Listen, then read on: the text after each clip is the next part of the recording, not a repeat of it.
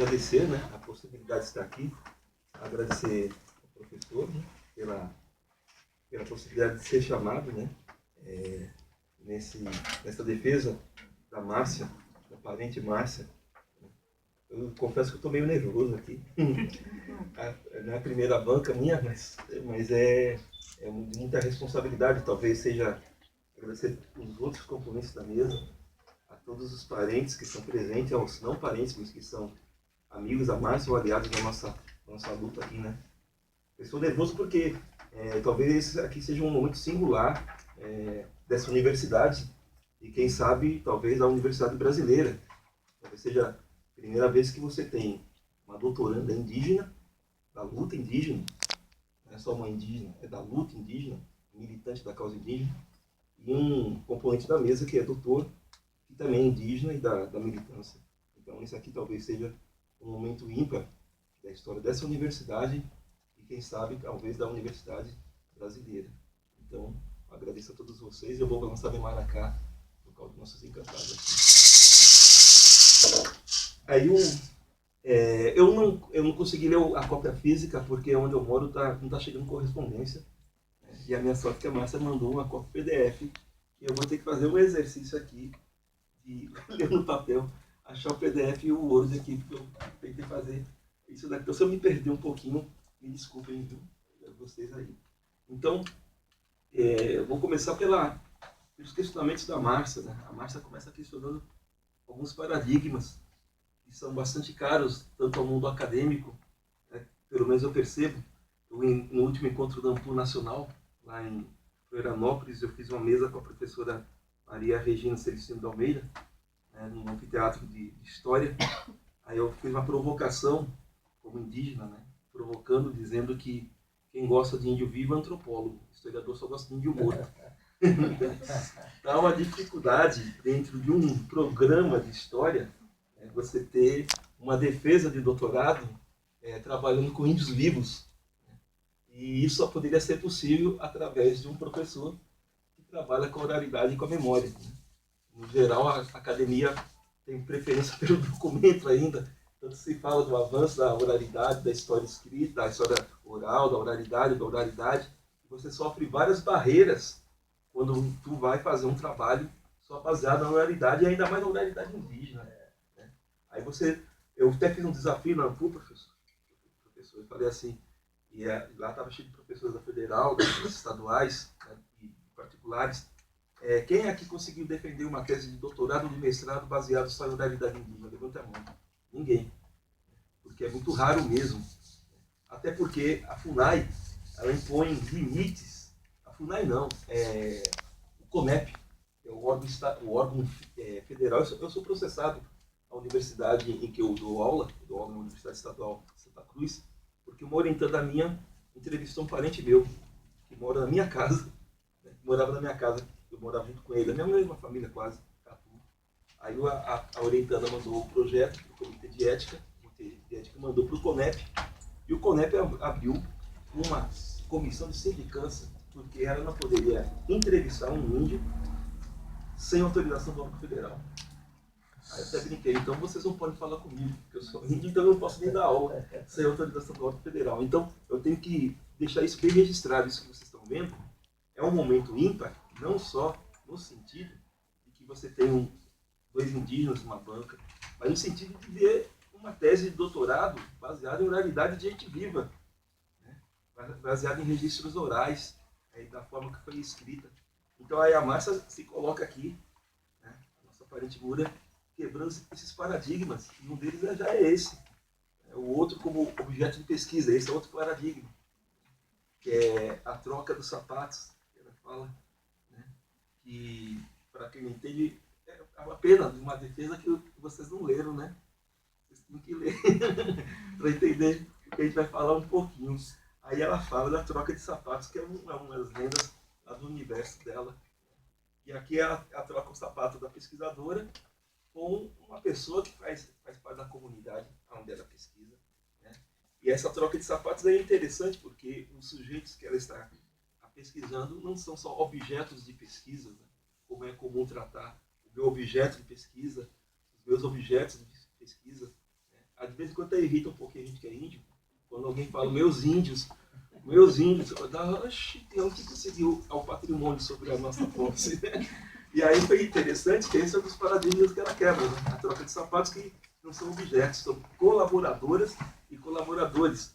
Interessante também frisar que essa mesa, inclusive com a Márcia, inclusive até a plateia aqui, você pode chamar de plateia, é basicamente feminina. Eu tenho costumado dizer que na academia, no geral, quem trabalha com a questão indígena são as mulheres.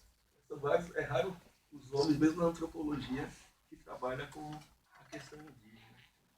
Inclusive na composição da mesa aqui. Então, as colaboradoras e os colaboradores. Né? Aí ela trabalha com as contribuições. As contribuições da etnografia e da historiografia vêm depois. Né? Isso que é interessante. Pelo menos ela se propõe a fazer isso. Quebrando outro paradigma que o historiador só gosta do índio morto e os antropólogos do índio vivo, que eu acabei de falar nisso. Comunidades situadas às margens de lagos e rios. E aí ela vai... eu posso deixar escapar o resumo, o abstract, o resumo em português, o abstract em inglês, e o Tuquasuá, que é o resumo na língua do povo Mura. O interessante é que o resumo em português é o mesmo tamanho do abstract. O resumo na língua é maior, porque a gente fala mais. Talvez seja porque nós temos muito a dizer, né? E a linguagem oral, a oralidade, quando ela é colocada na escrita, né? Fica um pouco maior, porque a gente não fala só com a palavra, né? A gente fala com o gestual, com o olhar, e aí a gente encontra tudo isso na tese da Márcia. A estrutura, rapaz, a estrutura é muito interessante, porque caminhos percorridos na pesquisa, que é um diário de vida. A Márcia fala aqui dos 3 conceitos que deram um rumo à pesquisa. Sapatos trocados, né, que é a questão da teoria e da pesquisadora. Ela troca esse sapato com facilidade, que o sapato virou chinelo. Então, da sabedoria ao conhecimento, do conhecimento à sabedoria, com uma facilidade enorme. Assim, né? E escrever com as mãos, ou costurar, é muito lindo essa figura de linguagem, que não é só uma figura de linguagem, é um exercício que está aqui constante. Né? A tese é costurada a partir da fala das mulheres. Então ela está tricotando, está costurando junto com as mulheres que ela está pegando depoimento aqui, com as mulheres e com os homens, né, com os colaboradores. E a escrevivência, né, que é a escrever a partir da vivência. E a estrutura, não sei se foi por querer ou sem querer, pelo menos eu localizo aqui. Na primeira parte, caminhos percorridos na pesquisa, diários de vida, em que ela fala, é um diário mesmo, de como ela chegou até lá. Fala, inclusive, de certa forma, da sua mãe, que você está aqui presente, fala desde a nascença dela. Aliás, parabéns para a senhora, uma velha filha. Então ela vai contando um pouco o diário aqui, de como ela chegou à pesquisa. Na segunda parte, narrativa, ela vai costurando, aí ela costura junto com as colaboradoras, com os colaboradores, vai costurando.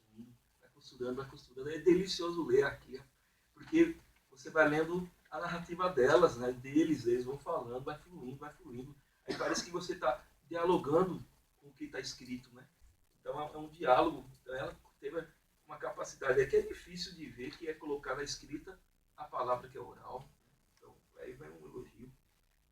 E na terceira parte, que é entre percepções, que são sapatos trocados, né? É que você tem que trocar o sapato para poder usar alguns conceitos aqui da historiografia e da teoria. Certo? Aí, seguindo aqui, Porto Velho, de onde falo, o lugar de onde você fala. Aí na página 20, não é uma história de superação. Isso aqui é importante para a gente, que é indígena também. Né? Aí lá na página 20, eu vou lá para o Word aqui. Tenham paciência, viu? E aqui eu vou citar aqui na página 20. E ela diz uma coisa muito importante, que é assim... não me remeto a elas para criar uma narrativa de superação, mas para dizer que, como a minha família, muitas outras espaços de seringais e de aldeias, que no contexto da decadência da borracha se viram na necessidade de vir para a cidade por crise econômica. Então ela está nos falando aqui que ela não está fazendo essa narrativa pessoal da vivência para ninguém ter dó. Eu acho que eu falei isso ontem, se você pegar qualquer indígena, sempre vai ter uma história dramática, né? No fundo da sua família, de um parente perseguido, da expulsão da terra. Então a gente não está... Então isso aqui é muito importante para a gente, que a aqui é um trabalho acadêmico, não está aqui pedindo licença ou falando que tem o dó da gente, né? Não. Por isso que ela coloca aqui, não me remeto a elas para criar uma narrativa de superação. E a gente também não quer ser exemplo, né? Mas acho que vai voltar para o povo dela. Eu estou louco para voltar para a Olivença. Só saí de Olivença, estou há 6 meses sem sair de lá. Só saí para vir para a sua banca mesmo. Estou louco para voltar de lá e não sair tão cedo. Né? Por quê? Porque não, essa narrativa de superação, a gente não quer ser exemplo, né? Com a revista Raça, coloca os negros famosos, os negros que deram certo. Ele não quer ser índio que dá certo. Ele quer ser índio só e fez um estudo. Então essa parte aqui é importante para o texto também, viu? Aí, continuando aqui, a questão da retomada da língua. Isso aqui é uma questão muito importante. E agora vem os questionamentos. Eu quero ouvir falando. A questão da retomada da língua. Qual a necessidade? Aí estou na página 24 para 25.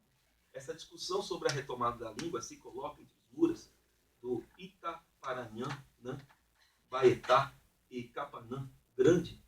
Eles se sentem essa necessidade tanto pelo lado de busca do que foi perdido, quanto pelo lado de se sentirem legitimados perante aos outros indígenas e não indígenas. É um povo como o Tupinambá, né, que é de onde eu moro, que perdeu a língua. Como os Guatô, eu estive lá em Mato Grosso do Sul, conheci uma senhora, a Catarina del Guatô, é um povo também dito como extinto e perdeu a língua. E os Tupinambás perderam a língua, e aí você está falando que os muras também não têm essa língua, né, como ela era falada fluentemente. Sem sua língua materna, aí você escreve, ou como muitos outros que não se veem, mas como indígena, perguntei-me, o que será deles? Aí você cita os parentes, Pirahã, que são muito próximos aos muras, né? E que ainda mantém a língua, e aí você ficou no questionamento, o que será deles? Aí eu jogo esse questionamento para você, né? Assim como eles, se eles, os Pirahãs, que ainda mantêm a língua, perderem a língua, vão deixar de ser Pirahã? E aí é um questionamento que eu me faço, aí jogo isso para a mesa, né? Nós, os índios, sofremos muito, lembrar de Foucault, das microfísicas do poder, da imposição de critérios antropológicos para dizer quem é índio e quem não é índio.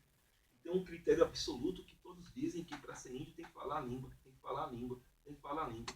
Se tu não fala a língua, você deixa de ser índio, ou parece que tu é menos índio. E aí isso tem provocado em alguns povos que não têm mais a língua, em particular os muras, como os Guatô, os Pancararés, Pancararus, né, os Tupinambás, que não falam mais a língua, um exercício quase sobre-humano de ter que aprender o tupi, um dicionário que não é nosso. Gente, como que você aprende o tupi clássico escrito? Se o tupi clássico é da oralidade. Aí tem que aprender a falar o tupi que é do outro. Então joga esse questionamento, né? Mesmo que os Pirahãs perdessem a língua, porque a sua pergunta é a minha pergunta, eu queria refletir isso com você. Será que eles deixariam de ser esse povo que eles são? A língua é fundamental, eu sei disso, eu não sei disso. Mas ela não é tudo. E eu tenho certeza, para alguns parentes, para os guaranis, especialmente de São Paulo, isso é um elemento fundamental para eles, né? Lá os Quaiuasca, lá no Mato Grosso, vocês falam isso, a língua para nós é tudo, é tudo.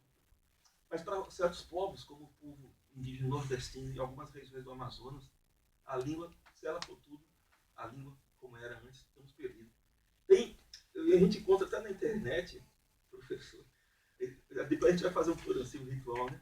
A gente faz o Poranci numa língua tupi, cantando para Jaci, que é a nossa mãe. Aí já encontrei na internet alguém corrigindo o nosso Poranci, dizendo que a gente está cantando tudo errado. Aí eu falei, rapaz, olha que exercício doido, né? Alguém que não é índio está dizendo que a gente está cantando errado, porque não é assim. Que a gente fala si é mãe, Jaci é mãe lua. Então a gente está falando si, Jaci. A gente está repetindo 2 vezes mãe lua. Aí como pode falar 2 vezes mãe lua?